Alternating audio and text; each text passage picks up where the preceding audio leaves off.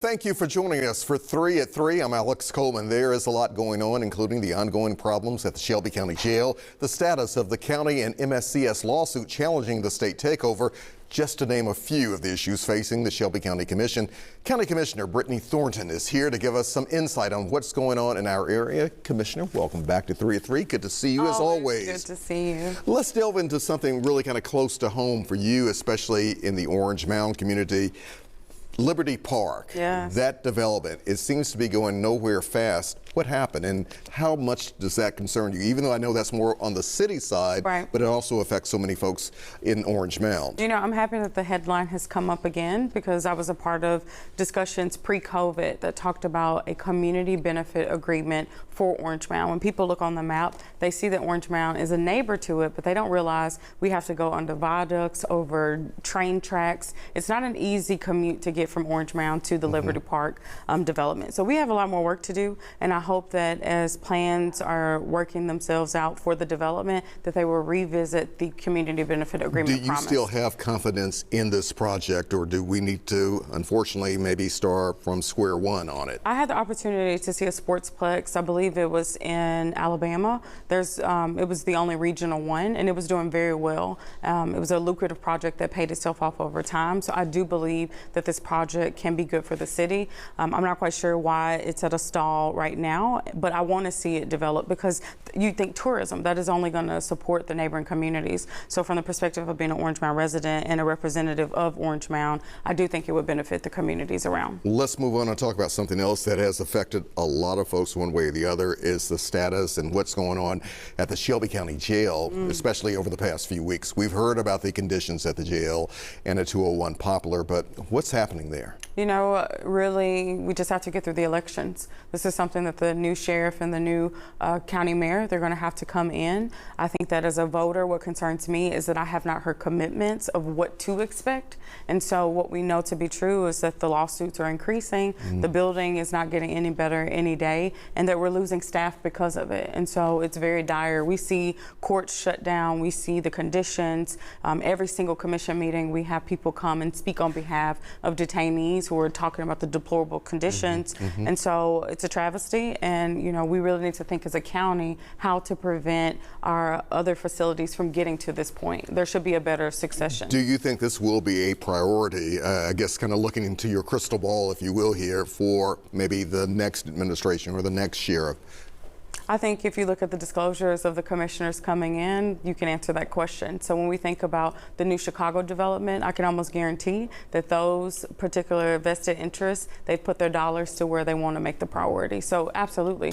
I mean, every single day we're seeing headlines, and the litigation adds up. Our tort fund had already, I think, tripled in size. And so we're seeing more and more lawsuits and more to come. The next commission will be pulled into a special session that will have to talk about the tort fund and how much litigation has come as a result of the conditions. As I listen to you here, is part of the solution, at least years from now, finally maybe building a new Shelby County Jail? And of course, the other side of the debate is where and where does the money come from? Yeah, absolutely. I mean, this hands down, we can't continue to do patchwork with this facility. It's past the point of no return. We need a new facility. So the question is, are we going to stay in the same location? Are we going to go to New Chicago? Are we going to go out to corrections? And so I haven't heard of any other viable spot. I know that there was a study to try to look for one, but we definitely need to figure out where we're going, and soon. It takes years to build a new facility. Right. So we're not talking about anything that's going to be a quick fix. Are you leaning in any direction for where it should be built? Well, I have not seen a single neighbor of New Chicago say that they want it there. So I don't think that particular spot would be viable just based off of, you know, constituent feedback.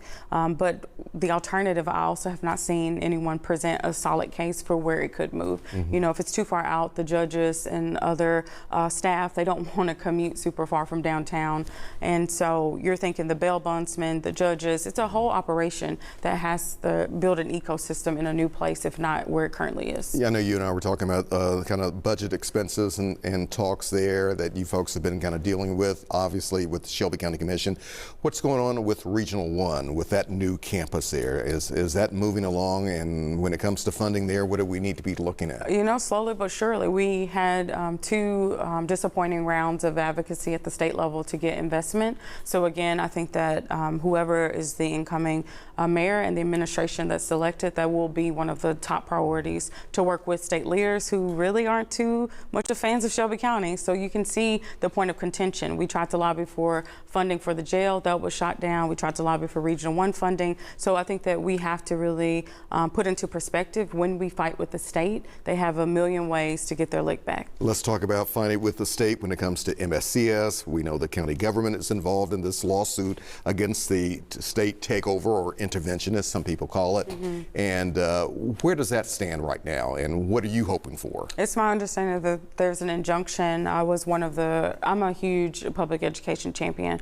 I've been a vocal advocate for universal pre-K, and so for me, I want to see this system be broken down and rebuilt. It's a system that failed me. It's currently failing, you know, my niece that is having to go downtown, though she lives in Orange Mound. And so I'm seeing what I have seen all my life. Students have to be exported out because the options within are not sufficient. So are you saying, Commissioner, we need that oversight committee, or is this one solution? I think that the oversight committee, I look forward to seeing what they can do, seeing the level of expertise that's on it.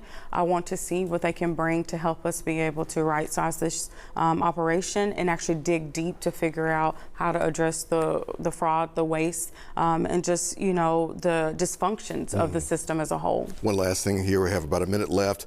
The status of the county's grant program, which we know has been under the microscope, especially in the past few months or so.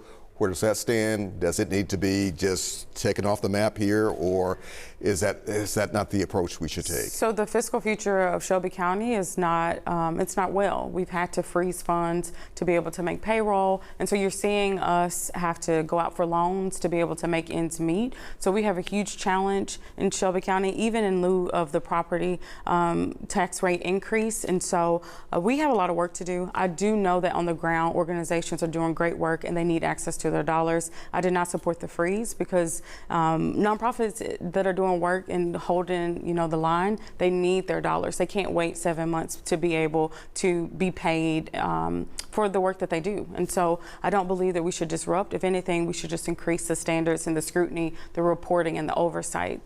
Those are ways that we can improve the process. You think that can be done in a way that will satisfy most? I mean, I absolutely do. I don't know how many reports you've seen of what people actually do with the monies that they do, but as a commissioner, I haven't seen many. And so once the dollars are out the door, there's not a lot of accountability on the back end. All right, Commissioner, always good to have you back. We will do it again. Yes, very soon. All right, let's check in on the weather. What's going on out there?